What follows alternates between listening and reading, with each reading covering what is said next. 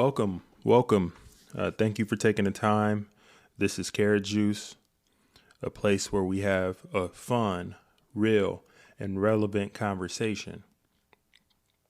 Your host, Monte Lee, will drop some jewels of knowledge, so sit back, grab yourself a sandwich, and take a sip.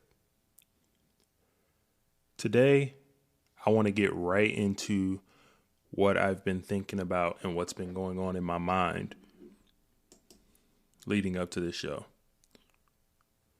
There has been a lot going on in the world this past week. Today's March 15th. And I want to be very clear about what I want to say today because the topic is touchy. But we have real conversations here at Carrot Juice, so I'm going to delve in.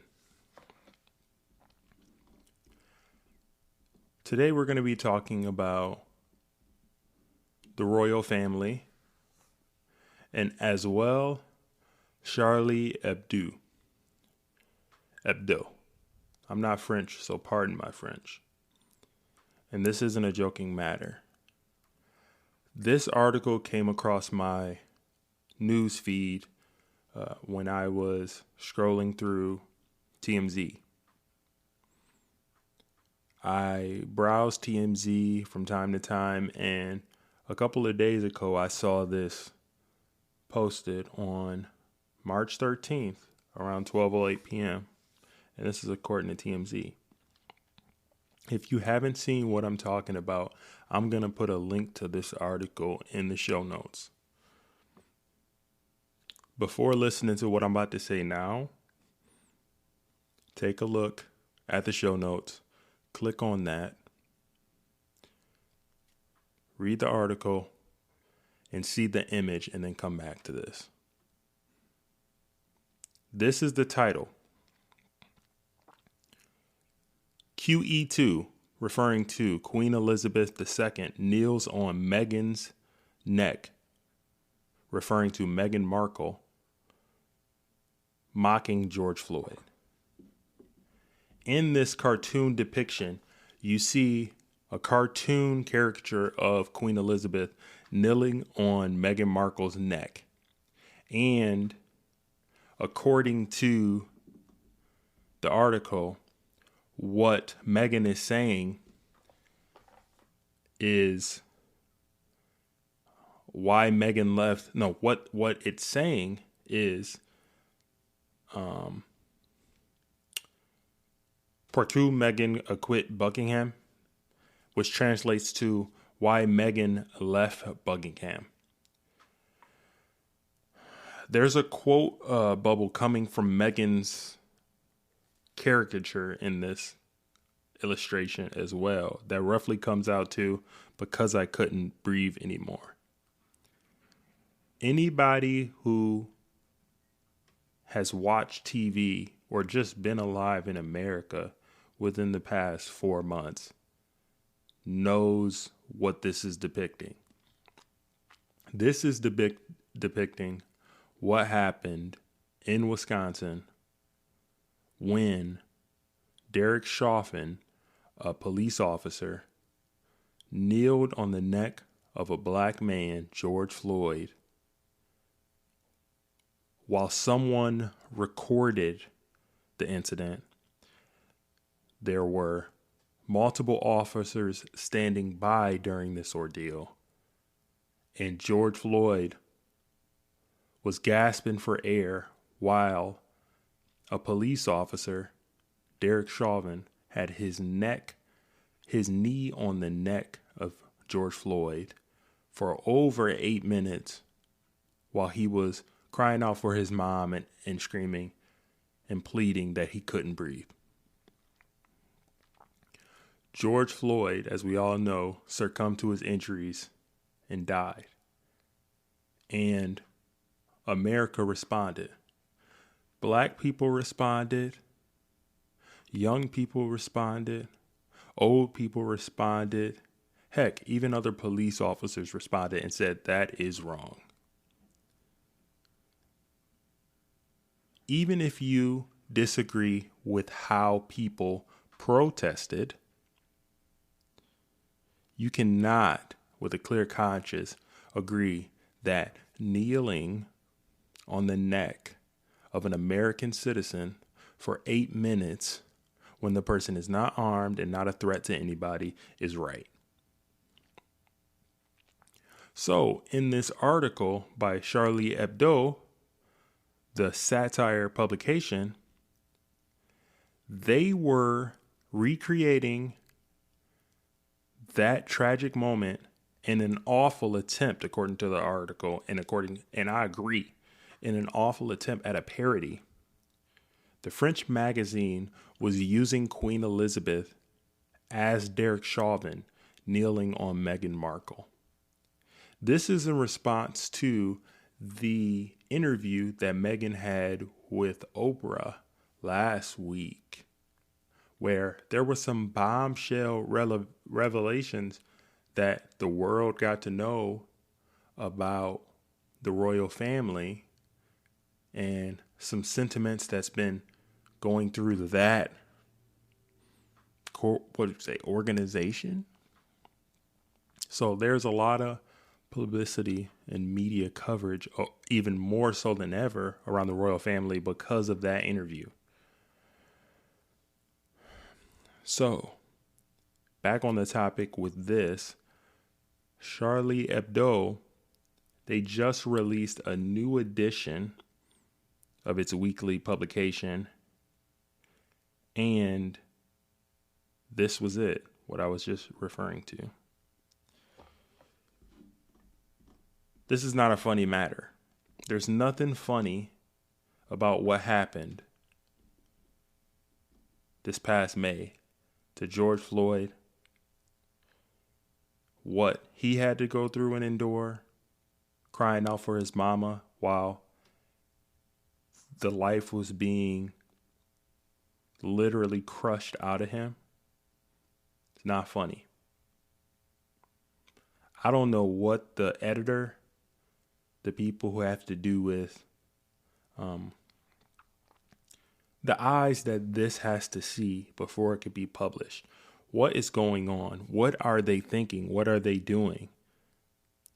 I understand humor. I understand a good laugh, but this is not a laughing matter in any way. And if somebody thinks this is right, I'm speechless. How could you think that putting that image out there and pretty much mocking what happened to Mr. Floyd is okay? In response, many are calling the magazine racist and demanding that the issue be pulled. However, I'm more concerned that there are multiple people that saw this and thought it was okay and pushed it out. According to the article by TMZ, it states, the message they're trying to communicate, or so it seems, is that Meghan felt smothered by royal racism headed up by the Queen. Because in the previous interview that I mentioned with Oprah, she alluded to that. She also alluded to, and did not disclose who told her or mentioned it, that there were conversations in the royal family about their son, Harry and Meghan's son, his skin tone, and how that would affect their image. So it seems like this magazine, this publication, is trying to make a parallel between racism, alleged racism in the royal family, and what happened to George Floyd. And I'm going to just say this now. You can keep your cheap correlations and your illustrations and you're trying to be funny. This is not a funny matter. Never has been. And I take issue with a magazine, a parody magazine, trying to capitalize on the death of a black man in such a crude way. Charlie Hebdo, I encourage you to do this. Stay away from making fun of something that's so sensitive. The nation is healing and in the process of doing that. And you guys are from France. Charlie Hebdo is headquartered in France. Why don't you deal with things that are happening in France? Because here in America, what we're trying to do, we're trying to heal from what happened in May 2020. And what's going on at the Royal Palace and what's going on in France ain't got anything to do with America and what we are feeling and what we've gone through. And me being a black man, it hits different. I'm not saying that the magazine should be ended or that they should shut their doors and that they haven't done anything in good taste. I'm not saying that. But what I'm saying is there's better ways to handle yourself, and it doesn't include making fun of the death of a black man at the hands of a police officer who kneeled on his neck for 8 minutes. Let's not tie that to the racism that Meghan felt in the royal palace. Like, are we serious? Is that what we're really doing? We're trying to tie the sensibilities and how the Duchess felt with racism to a man who died, who was crushed by the knee of a white police officer on his neck. Where's the comparison? Charlie Hebdo, you guys are better than this. If I know one thing, you're better than this. You are. And I have something else that I want to talk about. I remember Charlie Hebdo because they had the situation in 2015 that was so horrendous that happened to them.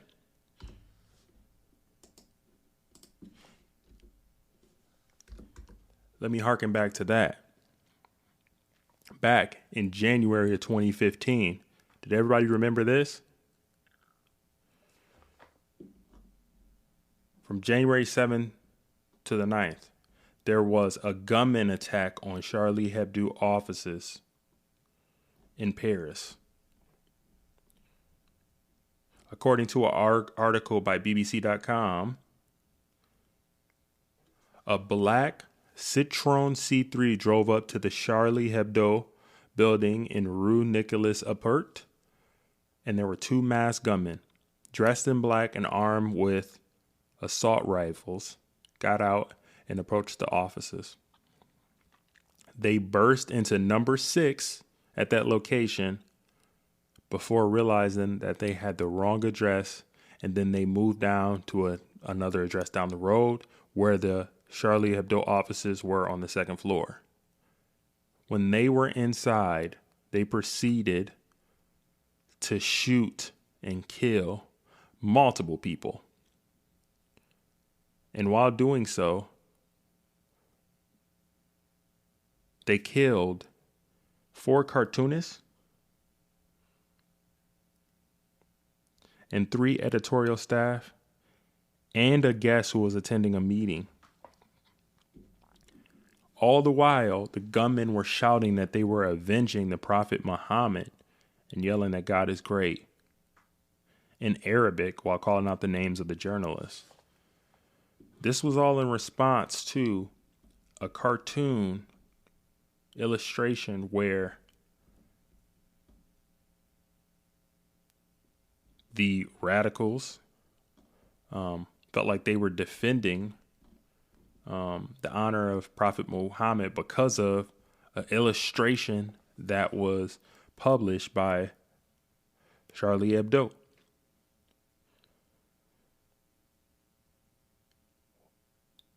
Very tragic. not condoning anything that happened in this incident. However, I feel like whoever is doing the editorial work there really needs to be more mindful and practical of the impact that what they put out that they believe is humorous can have on the world. I just found it so distasteful what happened in this ordeal. And I don't believe that violence is the answer. It is not the answer. It never has been. But the controversy that has been surrounding this publication is getting alarming. And at the end of the day, what I want to see more often is I want to see people making fun of things that don't revolve around like something. I know that when you make light of something, humor has a place in this world, but there's just certain times where you got to have some discretion and some common sense to know when something is just out of line and crude, and that's where this went, in my opinion. I just had to get that off my chest because it's been on my mind. And like I said before, I don't want Charlie Hebdo to be canceled or anything like that. But we need to really look at the people who are running that organization editorially. And that's what I have to say about that. So before I get into the next segment, we're going to pause here, pay some bills, and we'll commence after that.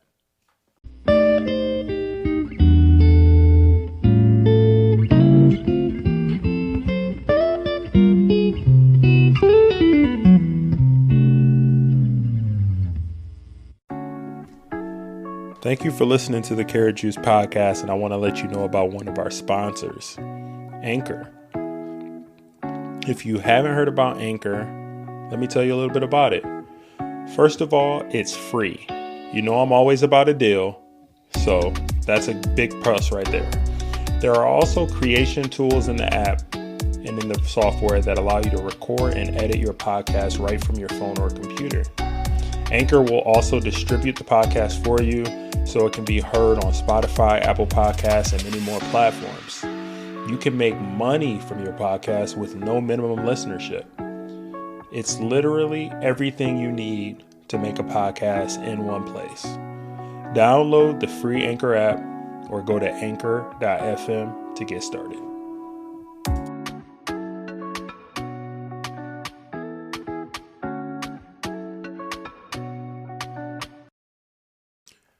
And we're back. So moving forward, another thing I wanted to cover had to do with an article that I also saw on TMZ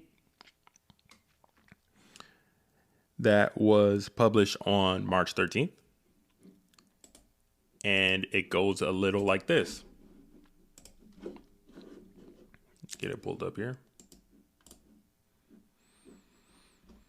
So, according to Senator Ron Johnson, who is a Republican senator out of Wisconsin,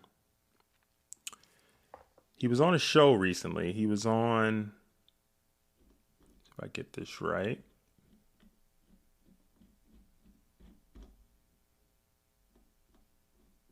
we almost got it here.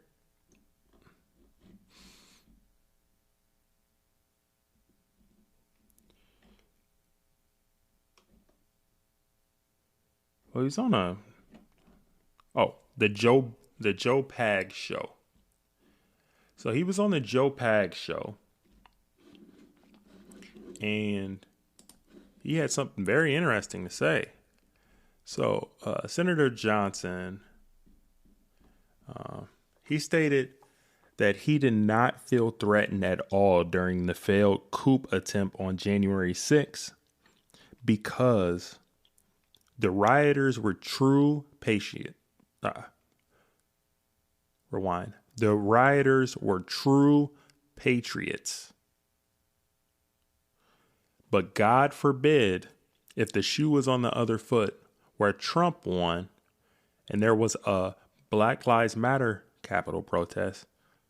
Well, in that case, he says that would be downright scary. Huh? What? So, even though there were thousands of people who were marching on the Capitol to trying to pressure people like the senator to vote, and they wanted him to vote, this is what he's quoting. He said, even though those thousands of people were marching on the Capitol, were trying to pressure people like me to vote the way they wanted me to vote, I knew those were people that love this country, that truly respected law enforcement, and would never do anything to break the law, so I wasn't concerned. Say what now?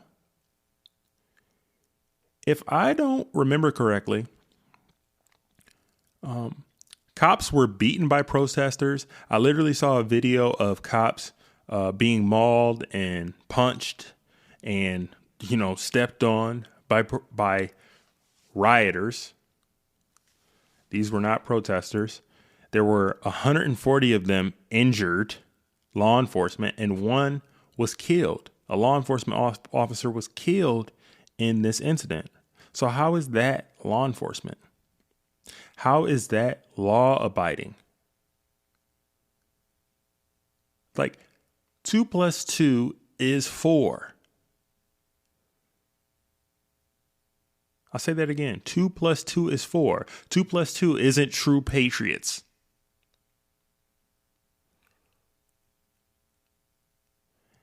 And then we'll get on to what he has to say about Black Lives Matter. So, Senator Johnson also stated that had the tables been turned and President Trump won the election, and those were tens of thousands of Black Lives Matter and Antifa protesters, he might have been a little concerned. This is clearly some pandering to his base at the highest level. This is some tightrope walking, wanting to be reelected crap. It's just not, it doesn't make any sense. Anybody with common sense knows that what happened on January 6th was a stain on America for all Americans. White, black, Puerto Rican, Asian, Hispanic, whatever you are, it's not a good look because America is the land of opportunity, the land of the free, home of the brave.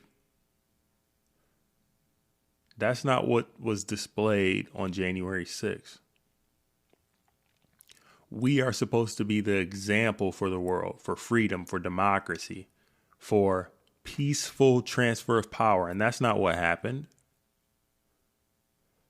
So how can you, as a politician, somebody who is elected by us, say that what happened on January 6th was the behavior of true patriots? If that's the behavior of true patriots, I would like to know what he believes real lawlessness is.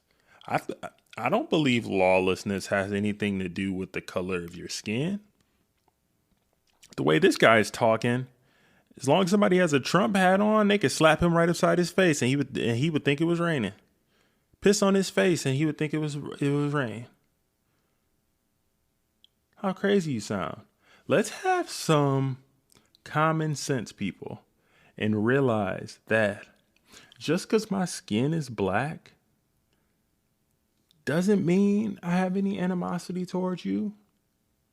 Doesn't mean that I like a lot of taxes. Doesn't mean that just because you voted for Trump or that you are a Republican and have those values that I treat you any less than, or I think your voice doesn't need to be heard. That's not the case at all. But it's when you have a blatant disregard and you treat people a completely different way because of the way they look, rather than looking at the facts. The facts are there were a bunch of people who went up to the Capitol with malintentions, and it wasn't law-abiding citizens. Nobody can look me in the face and say that's what happened. But the fact that there's somebody that is in that position of power who believes this nonsense is troubling. Whatever we need to do here in America, if that means you need to go to your local elections, your local boards, and start taking action against this type of stuff, that's where it changes. It doesn't change up top. It changes by people getting involved with their local elections. I don't care if you vote Republican. I don't care if you vote Democrat. I'm telling everybody, vote your interest. You don't want more taxes, then you vote for that.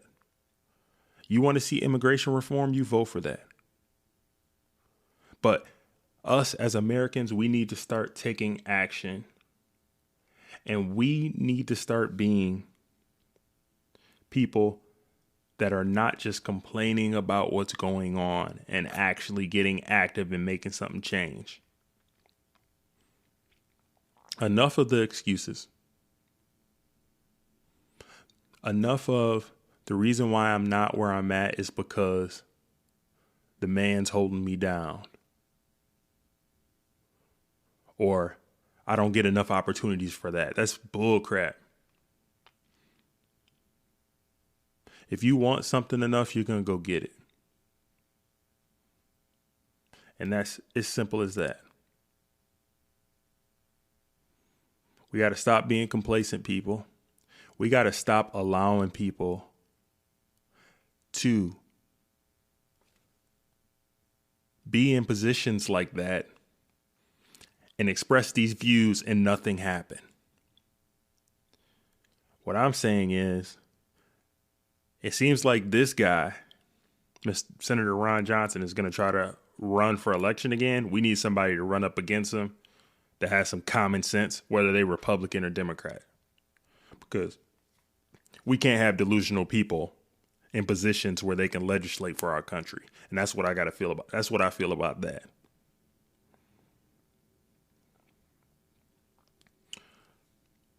Well, this has been deep. This has been real. But sometimes you got to get deep and real when the world throws this at you. I'm not complaining about it. I'm just reacting to it.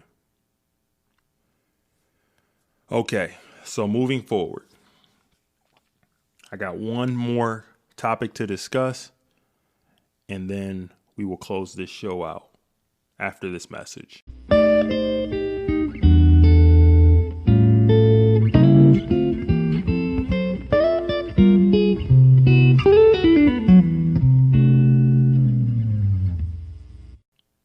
And we're back. So another thing I wanted to cover, I heard some news, unfortunately, that there's a power couple who are no longer. So apparently Jennifer Lopez and Alex Rodriguez are breaking it off after like 4 years. And I was sad to hear this because I thought JLo was going to finally get her man. And I guess some of us still got a chance. No, let me just stop complaining. But yeah, so apparently, all my stuff from TMZ right now. But apparently, Jennifer Lopez and Alex Rodriguez break up. Wedding is off. If you follow, she has 146 million followers on Instagram. If you follow JLo on Instagram, you could see this rock. And my goodness, it has its own zip code, time zone, insurance agent, accountant. This rock is crazy that he gave her. And they're splitting up. It's saying, according to the article, it's unclear what caused the split, but I think we know what happened. Apparently, I heard through the grapevine that he was found with a 30-year-old blonde who's a star on Southern Charm. If you ever seen it, I've never seen it. Apparently, it's a reality show. I might have to indulge to see what's going on. So apparently he was found with this Madison LaCroix of Southern Charm getting cozy. A-Rod dipping out on JLo. Man. You guys remember In Living Color back in the day? In living color, you can do what you wanna do. In live color. So JLo, she got her start. She was a fly girl. So she was doing like the dancing in between like the skits. Like In Living Color was one of the first sketch comedy, like quick skit shows. I don't know what the traditional way, but like what Saturday Night Live is now. In Living Color was black people's version of that. And it was way better, by the way. Not as corny. Sorry. Saturday Night Live, you're corny. I can't watch it. But that's where I first was introduced to Jennifer Lopez, and I've kind of followed her from there. Always liked her stuff. Anything that she does as far as movies, I'll, partake in. Her music hasn't been good in like 10 years as far as I'm concerned. Sorry, JLo. But the movies, I'm all for it. But yeah, man, this is sad. Because I think she's 52. She still looks great. She still looks like she's 30. Like not a day past 30. But I just feel like there's been so many different instances with JLo where she's been engaged, falls through. Married, lasts for 6 months or 9 months, and then divorced. It's happened over and over again, and at some point, you start to wonder, like, man, is it ever going to happen for her? Well, if not, she got her money. She's rich. But I think we all know money isn't everything. And I just hope she's not really like a diva. Well, how could you not be a diva and be Jennifer Lopez? That's a dilemma to have. I think a lot of people say that they want a diva and they want somebody that's strong-willed and, shot caller and all that. But if you're around the person all the time and they get on your nerves, I don't think you care how pretty they are. At some point, you're just like, man, I just want to eat a sandwich, relax, watch March Madness and go to sleep. So I just found that to be interesting because I've never